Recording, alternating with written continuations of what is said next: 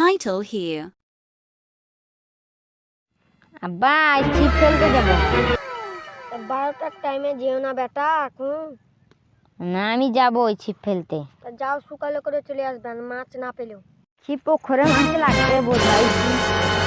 দেখি এখানে ফেলি ছিপ। বিসমিল্লাহ আল্লাহ। ছিপ ফেলি। ছিপে কেন খাই না? আব্বাজি বললো 12টা বাজছে, বাড়ি চলে। কে আদিত্যের গাছের আম পেড়ে চল, তুই তো মরে গেছিলি। আমাকে মেরেছিলি। এইখানে রেখে দে, আম পেড়ে নিয়ে আসি। চল। কতদিন থেকে আম খাওয়ার মন হচ্ছিল, তাই যাই আমি পেড়ে আনি। তো মরে গেছিল গলায় দড়ি দিয়ে, তাহলে পাপ্পুর সাথেও কে গেল? মনে হয় রোহিত। একবার দেখে আসি দিনেরবেলা কোন গাছের আম পাড়ছিল, মনে হয় আমারই গাছের পাড়বে। উঠি নিয়ে যাই একবার দেখেই আসি। কেটে দে। আম চল তাও যাই দেখি একটা আম টাম দিতে। সে উঠি ব্যাগ দেখি কত আম আছে।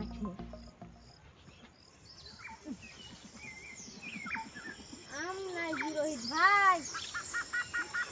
রোহিত ভাই তাহলে নেমে যা। নেমে যা ঠিকই বলেছ। দিকটাকে আমাদের সব পেড়ে নিয়ে আছে। নেমে যাই। কোন রিক্সা সাথে রাস্তা গাছে উঠবো হয়ে যায়।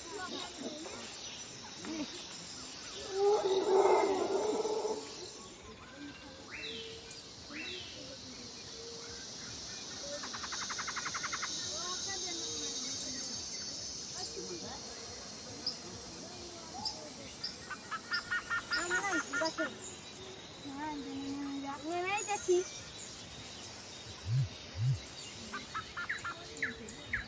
রিক্সাটা সব পেড়ে নিয়ে আছে। নেমে যাই দেন। একটা আমও থাইনি গাছে। রাস্তাটা ছুটে হয়। আমতলা থেকে ঘুরে আসি, কেন রোহিত আর পাপ্পু বহুতক্ষণ আগে গেছি, একবারও তো এবার ওদেরকে দেখতে পেলাম না। একবার যাই। আরে এখানে কে শুয়ে আছে? পাপ্পু, হ্যাঁ পাপ্পু, পাপ্পু ভাই মরে গেছে। ও সাকিবুল ভাই, ও সাকিবুল ভাই, সাকিবুল ভাই, আপনার বেটা এখানে শুয়ে আছে কেন দেখেন তো।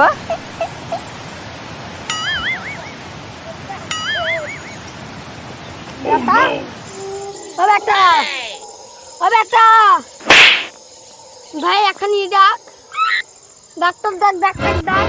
সাজিব, সাজিব ভাই এখানে এসো তো, এসো এসো।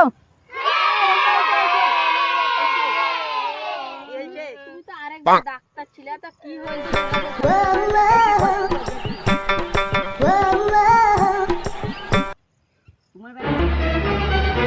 আরে সাজিব ভাই এত ইয়ার কি করে না বলো। তোমার বেটাকে কেউ গলায় দড়ি দিন মেরেছে, এই দেখো গলার ছাপ। তো এবার কি করবো? ঠিক আছে হয় তার লেগে এটা যদি ভালো হয় তাহলে এখন লাইক কমেন্ট শেয়ার করবেন।